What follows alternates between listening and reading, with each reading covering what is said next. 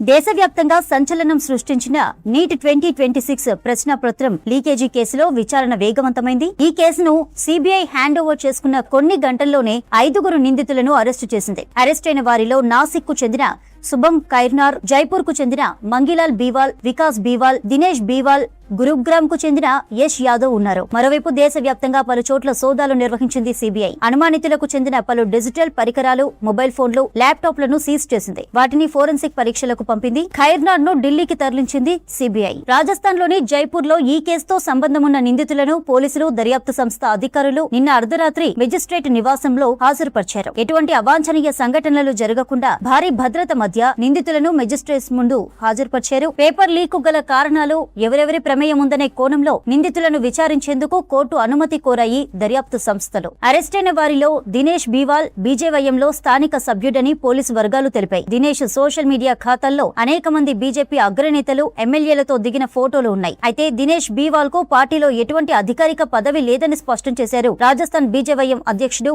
శంకర్ గోరా. గతేడాది కూడా neat paper leak అయినట్లు తెలుస్తోంది. దినేష్ బీవాల్ ఫ్యామిలీ గురుగ్రామ్ కు చెందిన కెరీర్ కౌన్సిలర్ యశ్ యాదవ్ నుండి 15 లక్షలకు పేపర్ కొనుగోలు చేసినట్లు సమాచారం. బీవాల్ కుటుంబం నుండి గతేడాది 4 నీట్ కి క్వాలిఫై అయ్యారు. అక్రమ మార్గాల్లో పేపర్ సంపాదించినట్లు అనుమానాలు వ్యక్తమవుతున్నాయి. మే 3న జరిగిన నీట్ పరీక్ష పేపర్ ఏప్రిల్ 29 అంటే 4 రోజుల ముందే నిందితులు పేపర్ సంపాదించినట్లుగా తెలుస్తోంది. మహారాష్ట్రకు చెందిన ధనుంజయ్ లోఖండే అనే వ్యక్తి శుభం ఖైర్నార్ కు పేపర్ ఫిజికల్ కాపీని కొరియర్ ద్వారా పంపినట్లు సిబిఐ గుర్తించింది. నీట్ యూజీ ప్రశ్నాపత్రం లీక్ కు సంబంధించి సికార్, అలవర్, జైపూర్ సిటీ, జైపూర్ గ్రామీణ సంయుక్త పోలీసుల బృందాలు 150 మందికి పైగా విద్యార్థులను విచారించాయి. లీక్ లో కోచింగ్ సెంటర్ల పాత్ర నేరుగా ఉన్నట్లు ఆధారాలు లభించలేదని పోలీసులు తెలిపారు. ప్రైవేటు మాఫియా పేరుతో ఏర్పాటు చేసిన సోషల్ మీడియా గ్రూప్ లో గెస్ పేపర్ పేరుతో పాస్వర్డ్ ఆధారిత పీడీఎఫ్ రూపంలో రాజస్థాన్ లో చాలా మందికి చేరినట్లు తెలుస్తోంది. మహారాష్ట్రలోని నాసిక్ లో ప్రశ్నపత్రం ప్రింట్ అయింది. దీంతో అక్కడి నుంచే ఇది లీక్ అయినట్లు అనుమానిస్తున్నారు పోలీసులు. ప్రశ్నపత్రం లీక్ కు సంబంధించి పూణేలో ఒక మహిళను పోలీసులు అదుపులోకి తీసుకుని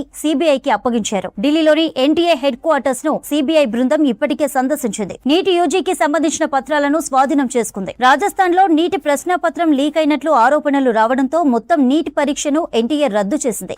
2014 से जब से मोदी सरकार आई है, टोटल हमारे देश में 93 पेपर लीक हुए हैं, 93, और इनमें अधिकतर paper double engine, triple engine की बीजेपी की, एनडीए की सरकारों में लीक हुए हैं। लगभग 6 करोड़ युवाओं का भविष्य इन 93 पेपरों में बंद था।